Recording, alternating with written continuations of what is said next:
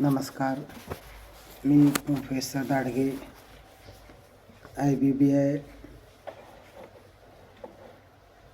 2022च्या 11 मार्च रोजी मी RVOज AARVF तो पूर्ण प्रशिक्षण केल्यानंतर ही एक्झाम देत आहे. या ठिकाणी IBBI एक्झाममध्ये 2 तासामध्ये 100 मार्काचा पेपर, 32 मार्क चुकले तरी देखील आपण पास होऊ शकतो. या परीक्षेचे 60 मार्क्स मिनिमम पडले पाहिजेत. या ठिकाणी ही प्रश्नपत्रिका ऑनलाईन तयार करण्याचा उद्देश एकच आहे कि आपल्याला कमीत कमी वेळेमध्ये ही लिटरेचर पूर्ण हो हा उद्देश है.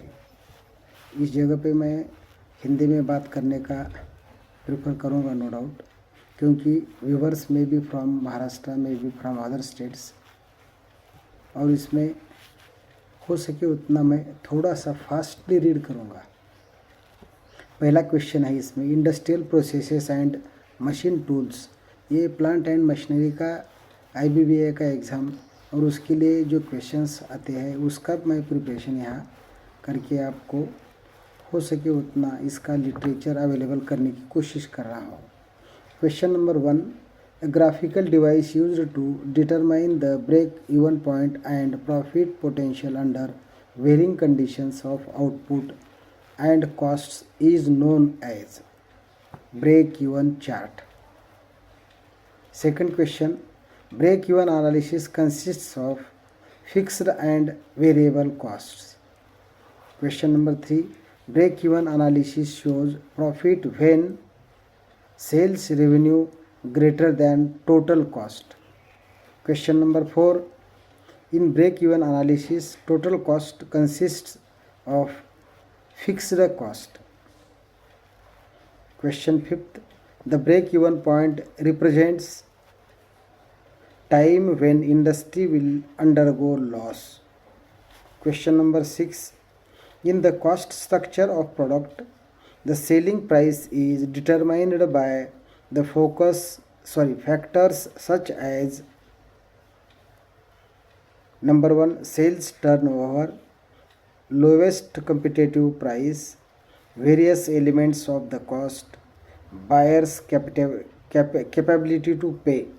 ये सभी 4 के 4 जो आंसर्स है इसके आंसर्स हो सकते हैं. इसके बाद में दूसरा क्वेश्चन है, question number 7, what study is concern with improving present method end finding standard time. Question number 8, basic tool in work study is stop watch. Question number 9, what does symbol O imply in work study? O stands for operation. What does symbol D imply in work study? D stands for delay temporary storage. Question number 11, in perpetual inventory control, the material is checked as it reaches its minimum value. Question 12, material handling in automobile industry is done by overhead crane. Question number 13, string diagram is used when team of workers is working at a place. म्हणजे हे जे string diagram आहे, ज्यावेळी कामगाराची team एकाच जागी काम करताना हे वापरलं जातं आहे. Next question is 14th question. Question number 14, work study is most useful. When it is most useful? In judging the output of a man and improving it. म्हणजेच मानवी कार्यशक्ती अभ्यास व सुधारणा यासाठी या वर्क स्टडीचा वापर केला जातो. Question number 15, micro motion study is subdivision of an operation into Thurbligs and their analysis. Thurbligs का मीनिंग ऐसा है, कैपिटल में अगर आगे लिखे हम THERBLIGS, अब ये थर्बलिग जो है उल्टा अगर ये किया हमने रीड किए तो गिलबर्थ GILBRETH गिल ब्रेथ याचा उपयोग ऑपरेशनचे सब डिव्हिजन मध्ये करण्यासाठी व संशोधनासाठी होतो. Question number 16. In micro motion study therbligs is described by standard symbol and colour. म्हणजे थर्बलिगचे डिस्क्रिप्शन स्टँडर्ड सिम्बॉल व कलरने डिस्क्राइब करतात. Question number 17.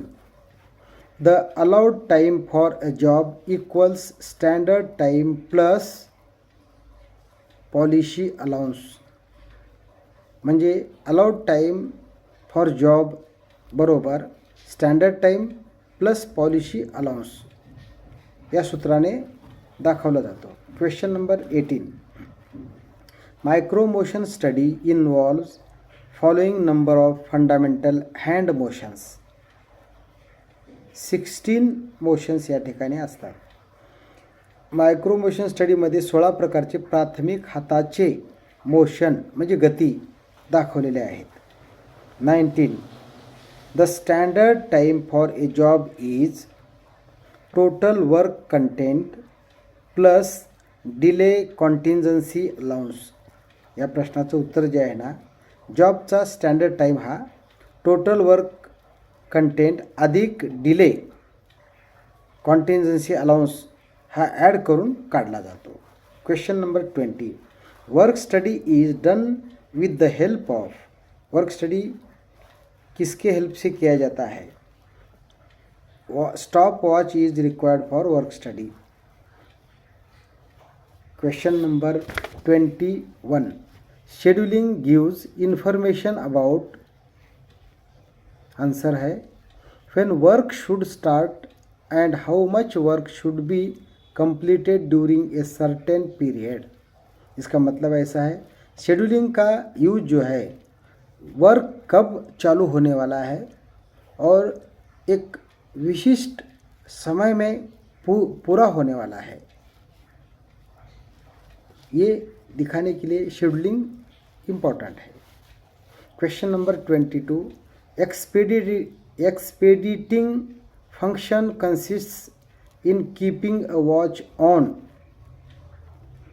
Flow of material and in case of trouble locate source of trouble. इसका मतलब मराठी में हम ऐसा बोल सकते हैं, एक्सपेडिटिंग फंक्शन मटेरियल फ्लोवर लक्ष ठेवणे व एखादी ट्रबल आल्यास ते कशामुळे आले याचा शोध घेणे, म्हणजेच to find root cause of the trouble. Question number 23. Choose the wrong statement. Time study is used to. अभी इसमें हमें रॉन्ग स्टेटमेंट चूज़ करना है, तो हम क्या करेंगे, पहले जो सही स्टेटमेंट है उसको रीड करेंगे. Choose the wrong statement. Time study is used to. Correct answer है provide a basis for setting piece prices और इंसेंटिव वेजेस. ये इसका मेन एम है. दूसरा एम है डिटरमाइन स्टैंडर्ड कॉस्ट. नंबर 3 है determine the capability of an operator to handle the number of machines. And fourth one compare alternative methods. ये सभी इसके जो है ना एक्चुअली टाइम स्टडी के जो काम है. अब इसमें नहीं कौन सा है तो उसने मेंशन किया है determine overhead expenses. Means time study का main aim overhead expenses determine करने का नहीं है.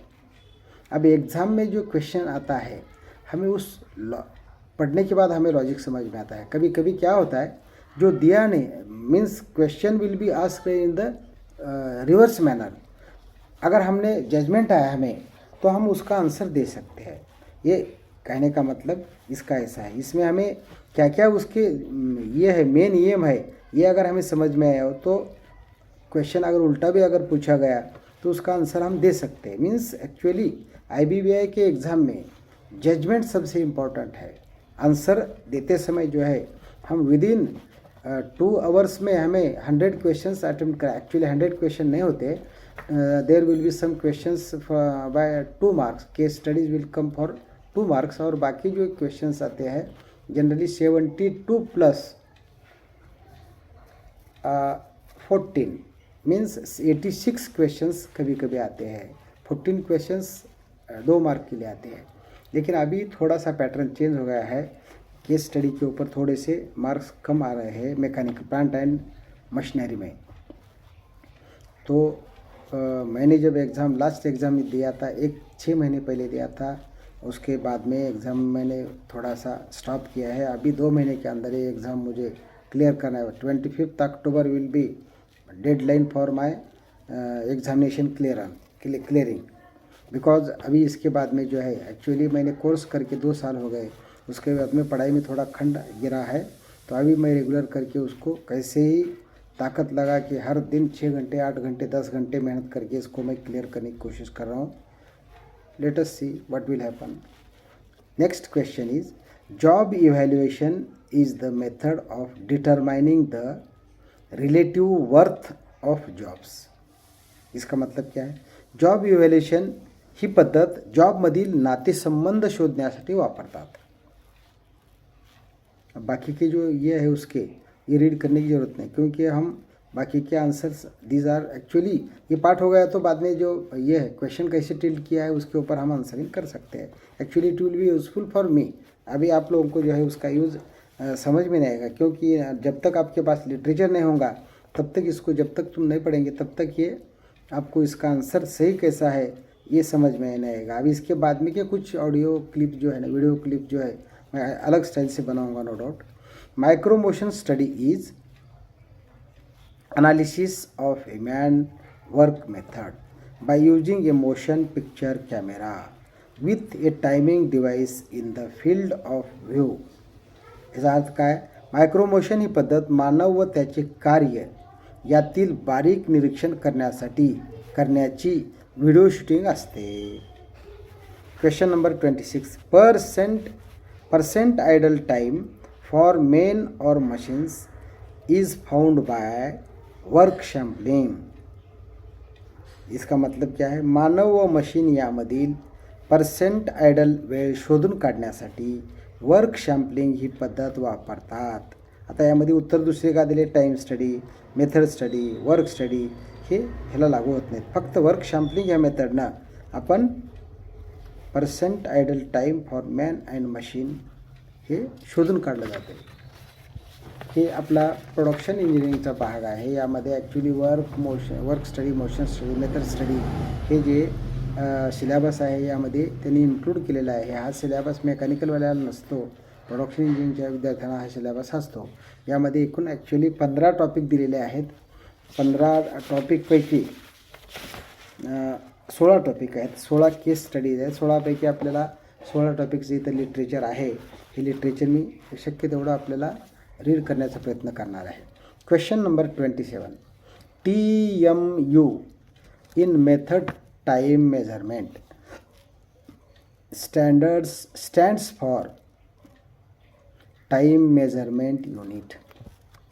याचा अर्थ काय? कार्यपद्धती व वेळ मोजण्यासाठी TMU वापरतात। TMU म्हणजे टाइम मेजरमेंट युनिट, वेळ मोजण्याचे हे साधन आहे। Question number 28, time study is the appraisal in terms of time of the value of work involving human factor. Time study काय आहे? the appraisal in terms of time of the value of work involving human efforts. Question number 29, work sampling observations are taken on the basis of table of random numbers. 30, question number 30 है, one time measurement unit TMU in method time measurement system equals 0.0006 minute. म्हणजे 1 TMU MTM सिस्टीममधला हा 0.0006 minute एवढ्या कालावधीचा असतो. Basic motion time study gives times for basic motions in 10,000 of minute. इसका मतलब क्या है? BMTS equal to 1000 divided by 10,000 minute. म्हणजे एका मिनिटाच्या 10,000 इतक्या मायक्रो ह्याचा हा बेसिक मोशन टाईम स्टडीचा पॅटर्न आहे. Basic motion time study gives times for basic motions in 10,000 of a minute. Questions तसा कॉम्प्लिकेटेड वाटतोय, पण हे वाचल्यानंतर लक्षात येऊन जाईल.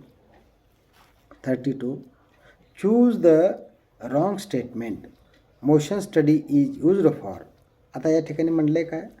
रॉंग स्टेटमेंट कोणते आहे त्याला फाइंड आउट करा म्हटलं. मी आता रॉंग स्टेटमेंट न करता चूज द करेक्ट स्टेटमेंट्स म्हणजे जे 4 स्टेटमेंट दिलेले आहेत ते वाचतो.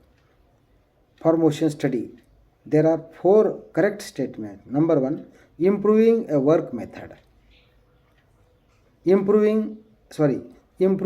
improvising a work method, designing a work method, providing a schematic framework. याचा अर्थ काय? मोशन स्टडी ही इन्व्हेंटरी कॉस्ट रिड्यूस करण्यासाठी वापरत नाहीत असं त्याचा अर्थ आहे. कशासाठी वापरतात? ती वर्क मेथड इम्प्रूव्हिंग किंवा इम्प्रोवायझिंग ए डिझायनिंग किंवा स्कीमॅटिक फ्रेमवर्क प्रोव्हाइड करण्यासाठी वापरतात. आता या ठिकाणी दुसरा पुढचा क्वेश्चन आहे. Question number 33. Gantt chart GNATT Gantt scientist का नाम है. Gantt chart provides information about the production schedule SCHEDULE schedule. Gantt चार्टचा उपयोग GNATT ग्नॅट चार्टचा उपयोग प्रोडक्शन शेड्यूलची माहिती सांगण्यासाठी वापरतात.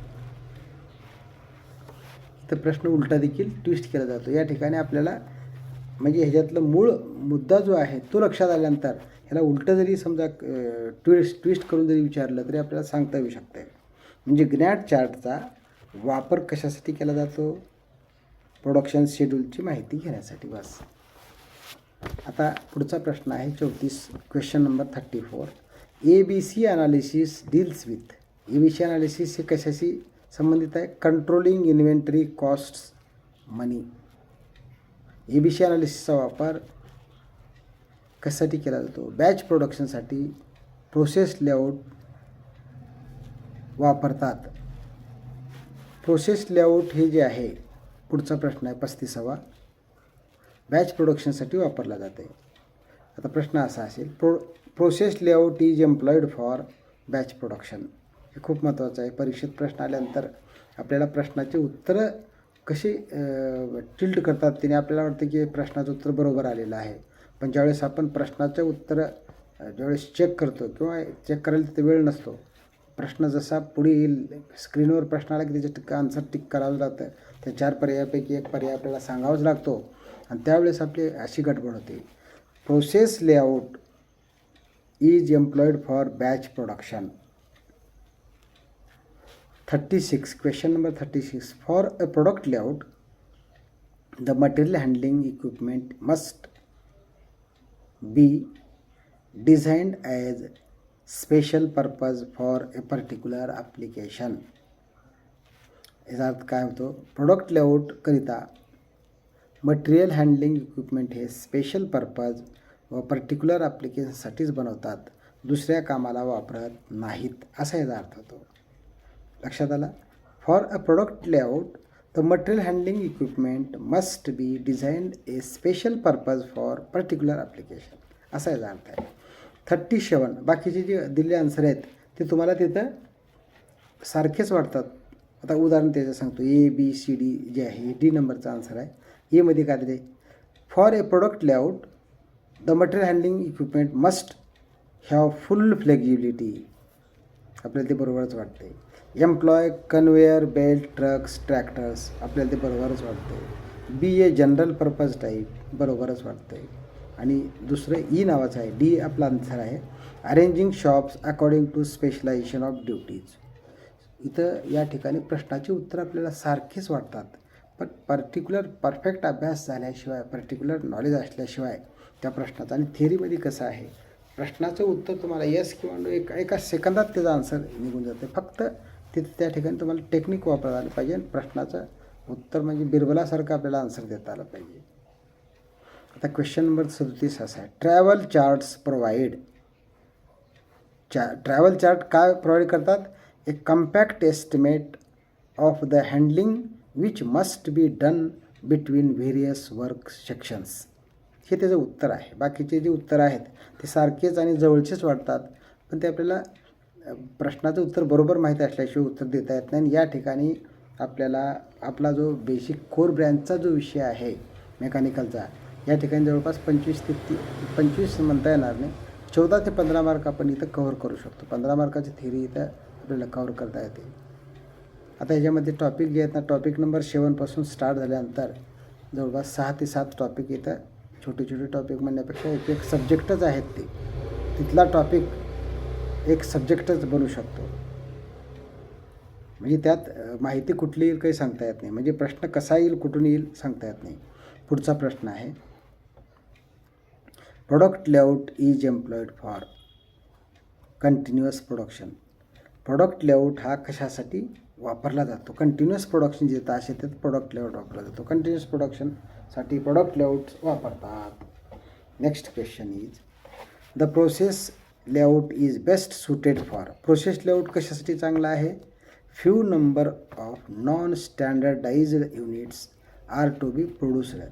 ह्याचा अर्थ काय होतो? थोड्या संख्येत नॉन स्टँडर्डाइज्ड युनिट्स तयार करण्यासाठी जॉब प्रोडक्शन प्रोसेस लेआउट फायद्याचे असते. Question number 40, a low unit cost can be obtained by following. म्हणजे a low unit cost can be obtained by following. Answer आहे प्रोडक्ट लेआउट. आता पुन्हा जे आहेत ना, याच्या खाली भरपूर दिलेलं आहे. फंक्शन लेआउट आहे, automatic material handling, specialization of operation, minimum travel time. हे सारे प्रश्न आपल्याला जर अभ्यास कमी जर झाला तर हे सारे आपल्याला खूप जवळचेच वाटतात. त्यामुळं आन्सर कुठलं जाईल सांगता येत नाही.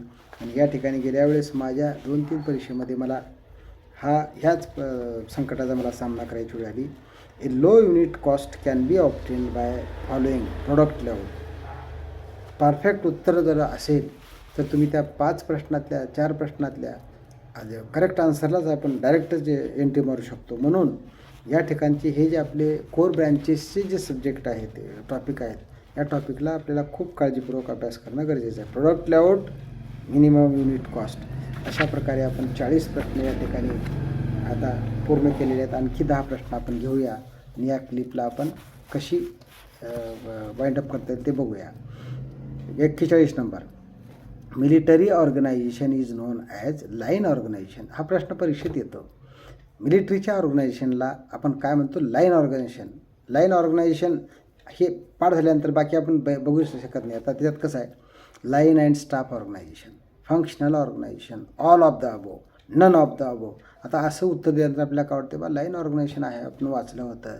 लाईन अँड स्टाफ ऑर्गनायझेशन असेल का? लाईन अँड स्टाफ ऑर्गनायझेशन आपल्याला जवळचं वाटतं, किंवा फंक्शनल ऑर्गनायझेशन असेल का? हे तिन्ही जवळचे वाटतात. म्हणून काय करतो आपण? ऑल ऑफ द अबो करून टाकून देतो आणि प्रश्न चुकतो. Question 42, the main disadvantage of line organization is. Line ऑर्गनायझेशनचे मूळ तोटा कोणता आहे? 1, top level executives have to do excessive work. म्हणजे टॉप लेवलच्या लोकांना जास्त काम करावं लागतं आहे. Structure is rigid. हे स्ट्रक्चर कसं असतं आहे? रिजिड असतं. ह्याच्यामध्ये ऑर्डर तुम्हाला दिल्यानंतर त्या ऑर्डर त्या ह्याच्यानुसारच फॉलो करावे लागतात. मिलिटरी ऑर्गनायझेशन तसं असते. Commercial delay communication delay will occur. म्हणजे ह्या डिसऑर्डरेज काय आहे जर लाईन ऑर्गनायझेशनचे? हे 3 डिसऑर्डरेज आहेत. तोटे: वरिष्ठांना जादा काम, बदला, कमी संधी, संपर्क, वेळखाऊ. म्हणजे इथं वेळ जास्त जातो म्हणजे ऑर्डर निघण्यापर्यंत. आता question number 43, the main advantage of line organization is its आता सारीच्या सारी प्रश्नाची उत्तर बरोबर आहेत असं म्हटलेलं आहे. ऑल ऑफ द अबव म्हटलं. आता मग आपण हे वाचूया. The main advantage of line organization is its. आता मग आपल्याला हा प्रश्नात 4 प्रश्न देखील आपण तयार करू शकतो पुन्हा, की ह्याचे लाईन ऑर्गनायझेशनचे मुख्य ॲडव्हान्टेज काय आहेत, फायदे काय आहेत. Number 1, effective command and control. Command आणि कंट्रोल हे इफेक्टिव्ह असतं, बरोबर आहे. Defined responsibilities at all levels. प्रत्येकाच्या जबाबदाऱ्या ठरलेल्या असतात. Rigid discipline in the organization. ऑर्गनायझेशनमध्ये शिस्त आणि कठोरपणा खूप महत्त्वाचा असतो. Ability of quick decision at all levels. आता हे वरच्या प्रश्नाचे उत्तर थोडंसं वेगळं वाटणार आहे. निर्णयाचा अधिकार जो आहे ना त्या लेवलला दिलेला असतो. Next question number 44. Frederick W Taylor introduced a system of working known as. टेलरची जे मेथड सिस्टीम आहे त्या मेथडला काय म्हटलं जातं? फंक्शनल ऑर्गनायझेशन, कार्यकारी कार्यप्रणाली. आता तुम्ही ह्या ठिकाणी फ्रेडरिक डब्ल्यू टेलरचं जे he has introduced a system of working known as. आता उत्तर काय दिले बघा. लाईन ऑर्गनायझेशन आपण बरोबरच वाटणार आहे. लाईन आणि स्टाफ ऑर्गनायझेशन बरोबरच वाटणार आहे. इफेक्टिव्ह ऑर्गनायझेशन हे पण बरोबरच वाटणार आहे. नन ऑफ द अबव म्हटल्यानंतर हे उत्तर होणार नाही. पण हेच ॲक्च्युली फंक्शनल ऑर्गनायझेशन हे FW टेलरने इंट्रोड्यूस केलेली सिस्टीम आहे. Functional organization is the invention of FW Taylor. आता आपल्याला प्रश्न पाठ करताना असंच करावं लागतं. FW टेलर म्हटल्या फंक्शनल ऑर्गनायझेशन. लाईन ऑर्गनायझेशन म्हटले की मिलिटरीचे सर्व रूल आले. हे असे क्वेश्चन पाठ करण्याचे टेक्निक फाइंड आउट करण्याने ही परीक्षा अशी आहे, लक म्हणता येणार नाही. मेहनत तर पहिलं करावं लागतं. मेहनत केल्यानंतर शेवटच्या टप्प्यामध्ये थोडीशी नीटसारखी लक होते. काही प्रश्न अवघड येतात, काही प्रश्नाला वेळ जास्त जातो आणि त्याच्यामुळे शेवटच्या टप्प्यामध्ये आपले जे महत्त्वाचे 2-2 मार्काचे प्रश्न येतात ते 10, 12, 14 त्या प्रश्नाला वेळ कमी पडतो आणि तिथं आपण मागे पडतो. ह्याचा ड्रॉबॅकच एवढा होतो. आणि पहिल्या सुरू आपण फास्ट स्पीडने 1 मार्काचे प्रश्न उत्तरे जे थेरीचे आहेत त्याला स्पीड खूप फास्ट घेतली पाहिजे. Next question number 45. The salient features of functional organization is. Functional ऑर्गनायझेशनचं सायलेंट फीचर कोणतं आहे? आता ऑल ऑफ द अबव म्हटल्यामुळं strict adherence to specification, strict adherence to specification, separation of planning and design part, each individual maintains functional efficiency, work is properly planned and distributed. हे सर्वच्या सर्व त्या functional ऑर्गनायझेशनचे भाग आहेत. आता त्याला मराठीत कसं म्हणता येईल? वैशिष्ट्ये. गुणवत्ता 1 नंबर. नियोजन व नवीन संरचना ही विभक्त असते. प्रत्येक समय पूर्ण व कार्यक्षम असतो. कामाचे सुव्यवस्थापन असते. वरील सर्व हे ह्यामध्ये येतात. 46. क्वेश्चन नंबर 46मध्ये काय दिले? The most popular type of organization used for civil engineering construction is. Civil इंजिनिअरिंगच्या बांधकामाच्या कन्स्ट्रक्शनच्या मेथडमध्ये कोणतं हे वापरलं जातं आहे? तर ह्याच्यात उत्तर दिले लाईन ऑर्गनायझेशन. लाईन ऑर्गनायझेशन म्हणजे रेशियो ऑर्गनायझेशन ह्याच्यामध्ये वापरलं जातं आहे. आता ह्याच्यामध्ये दुसरं पण आहेत. लाईन स्टाफ आहे, फंक्शनल आहे, defective organization, none of the above. तर क्वेश्चन नंबर 1चं ह्या प्रश्नाचं उत्तर ए आहे. लाईन ऑर्गनायझेशन हे सिव्हिल इंजिनिअरिंगच्या बांधकामामध्ये वापरलं जातं आहे. Templates are used for. Template हे कशासाठी वापरले जातात? Planning layout. Template are used for planning layout. बाकी पण दिलेले आहेत पण ते प्रश्न सारखेच वाटण्यासाठी आहेत. क्वेश्चन नंबर 48 बघा. In steel plant the most important system for material handling is. Steel प्लांटमध्ये मटेरियल हँडलिंगसाठी जे इम्पॉर्टंट सिस्टीम आहे त्याला म्हणतात LOCOS, लोकोज. आता उत्तर काय दिले बघा. कन्वेयर, क्रेन आणि hoist, trucks, locos, none of the above. Loco म्हणजे लोकोमोटिव्ह. द स्टील प्लांटमध्ये छोटे व्हेकल्स असतात ते. The steel plant is most important system material हँडलिंगसाठी वापरले जातात. म्हणजे छोटे गाड्यात मटेरियल हे करून शिफ्टिंग केली जाते ट्रॉलीच्या सहाय्यानं. आता 49 नंबरचा क्वेश्चन आहे.